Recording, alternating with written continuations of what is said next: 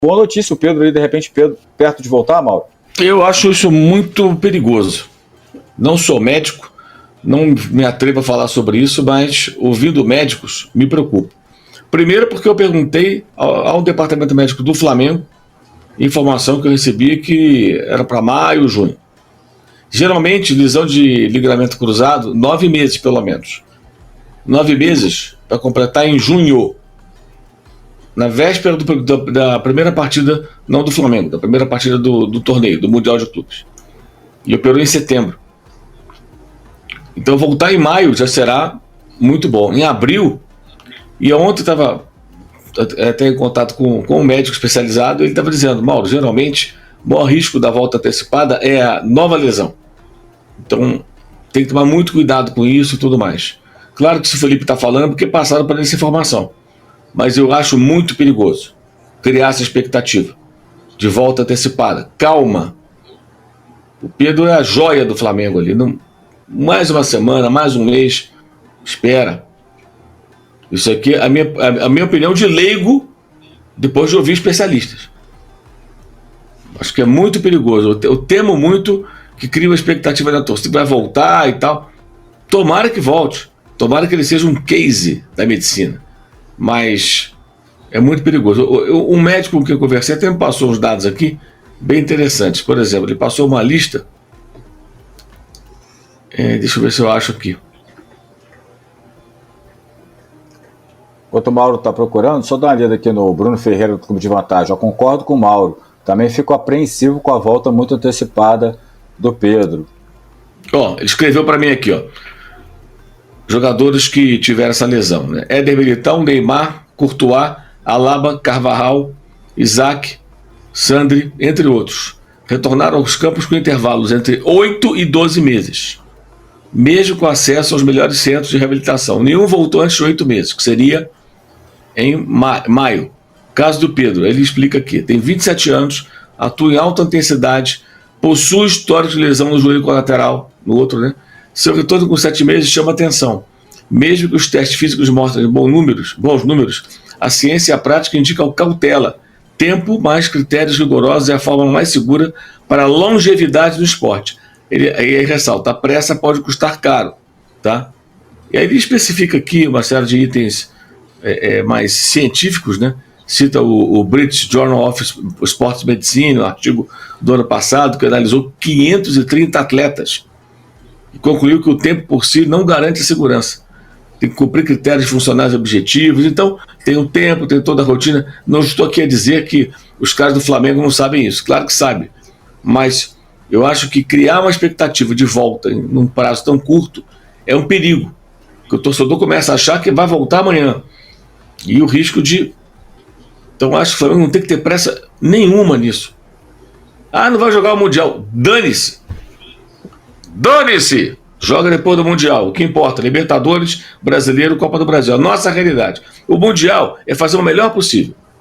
O melhor possível. Se der para ir longe, vai. Mas não se pode pautar nada pelo Mundial. Ainda mais um jogador como o Pedro. O Pedro é fundamental. Ele tem que estar bem inteiro e apto. Demora mais um mês, menos um mês, não importa. É o meu pensamento. Tá? Com base no que eu já ouvi de médicos e até há um mês e meio, 2, a informação que eu tive do Flamengo foi, não, previsão otimista seria para maio. Mas claro que o Felipe não está inventando isso. Se falou isso, alguém falou para ele. Vamos ver. O Flamengo está perto de estrear na Libertadores. O desafio será fora de casa e já com desfalques. Felipe Luiz não vai poder contar com Danilo, que segue tratando de lesão na posterior da coxa direita. A Arrascaeta também não fica à disposição do técnico. A dúvida ainda segue com Gerson. Ele está fazendo um trabalho individual de treinos, mas ainda tem chances mínimas de ser relacionado para o confronto continental. O Flamengo terá que enfrentar uma viagem com mais de 4.000 quilômetros de distância do Rio. O rubro-negro ainda irá tentar quebrar uma marca ruim no início da competição. O time não estreia com vitória desde 2022, quando conquistou a América. Nas 2 últimas edições, a equipe perdeu para o Alcas em 2023 e empatou com o Milionários no ano passado. Ambos os jogos foram fora de casa. O aproveitamento da primeira rodada do rubro-negro é de 48%. Além disso, vencer longe de seus domínios tem sido uma tarefa para o Flamengo. A última vitória do time da Gávea foi contra o Vélez, na Argentina, por 4-0 em 2022. Com isso, já são 9 jogos que a equipe tenta quebrar esse jejum. A missão para reverter essa marca ficará sob o comando de Filipe Luís, que fará seu primeiro jogo de Libertadores à frente da equipe. E para quem sabe, sair com uma boa vitória. Vene, conta pra mim quem são os desfalques para essa partida de amanhã, Vene. E não são desfalques assim, beleza, desfalque não vai fazer muita falta. Não, são desfalques extremamente importantes. O Wesley, na lateral direita, tá fora, não viaja com a delegação. Gerson, como a gente mencionou aí, também tá fora, não viaja com a delegação. Danilo tá fora também. Arrascaeta tá fora também. Para fechar essa lista de 5 jogadores extremamente importantes que estão fora, Gonzalo Plata. Ou seja, a data FIFA novamente atrapalhando a vida do Flamengo, porque o Wesley e Gonzalo Plata, segundo nota oficial do Flamengo, estão com desgaste físico por conta da data FIFA. Mas é delicado, Gerson, né? Não se recuperou a tempo, também teve problema com a seleção brasileira, e o Danilo e o Arrascaeta seguem aquele processo de recuperação de lesão muscular. É delicado, porque a gente já falou isso tantas vezes aqui, né, Pedrosa? Não tem como não convocar, porque é a seleção brasileira, e a gente falando até do produto atleta, que ele é um produto também, ele se valoriza muito no mercado porque ele é convocado para a seleção. A gente vê o Gerson aí, que é um cara hoje, uma peça fundamental na seleção brasileira, né? E aí como faz? E a data FIFA, ele existe para parar a competição e eles irem lá jogar e voltarem. Então acaba que o cara que continua trabalhando, ele vai porque ele joga muito. E as seleções o querem, né, o Pedrosa? É uma coisa muito delicada. Eu acho que isso só vai mudar quando a gente dá uma ajustadinha no nosso calendário, né? Eu acho muito confortável pro DM do Flamengo falar que foi a data FIFA. É isso que eu acho, sem dúvida alguma. O jogador joga 10, 12 jogos pelo Flamengo, aí ele joga 90 minutos pela seleção. Aí nos 90 minutos pela seleção foi o que causou o desconforto dele. Estranho. E início de temporada, eu sempre falo isso aqui, isso é sempre um assunto muito delicado. Ainda mais para nós que nós não somos médicos, nós não somos preparadores físicos. A questão de... É como você... eu pegou uma doença, eu peguei uma gripe. Foi o fulano que me passou, tava em um monte de lugar. Não tem como você dizer quem te passou, porque é uma doença que você foi contaminado. A mesma coisa com uma lesão. A culpa da lesão, se não for uma lesão de choque, eu dei a entrada no joelho do Vene, eu machuquei o joelho do Vene. Se é uma lesão de desgaste, uma lesão do jogo, né? É difícil falar, foi por conta desse jogo, foi por conta do... É muito complicado isso. E a gente no início do calendário ainda, o Flamengo já com 5 desfalques, isso é muito danoso pro Flamengo. E o Danilo, ele chegou ao Flamengo, ele não consegue jogar. É preocupante, porque o Danilo, ele se preservou para tentar ser convocado e aí ele não foi convocado, ele não jogou as finais. Qual é o outro que tá? O Arrascaeta? Arrascaeta, Plata, Gerson. O problema do Arrascaeta é a seleção? Ele se machucou na seleção. Mas a gente está há 2 anos falando sobre o Arrascaeta e questão física. O Arrascaeta tem problemas físicos há mais de 2 anos. Então, assim, eu não consigo ver como uma questão de seleção. A seleção pode ser o que, obviamente, ia aparecer logo depois da data FIFA. Mas não é um problema da seleção.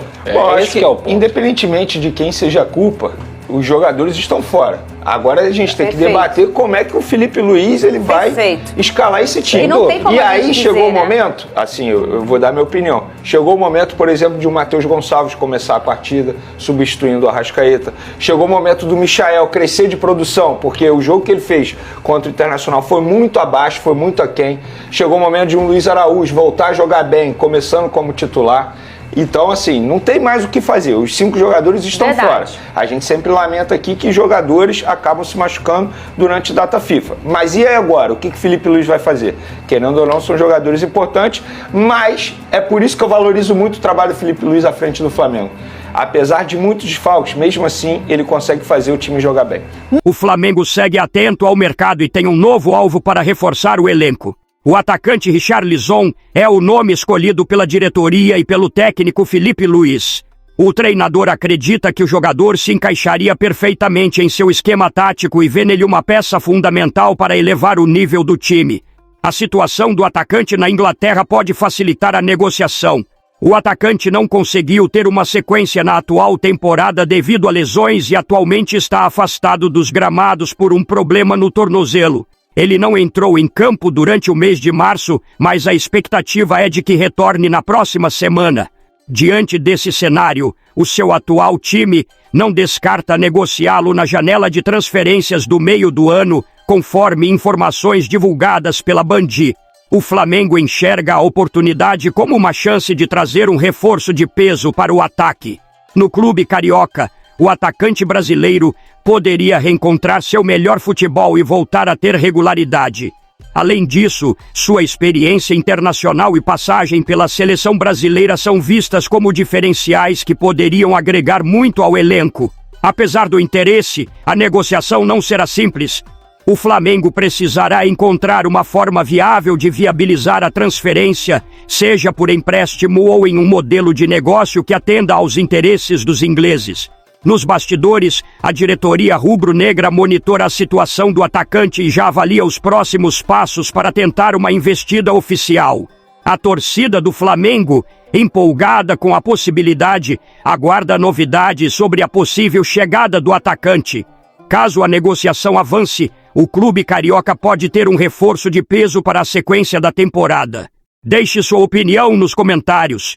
Não esqueça de deixar a curtida no vídeo e inscreva-se no canal. Até a próxima e saudações rubro-negras.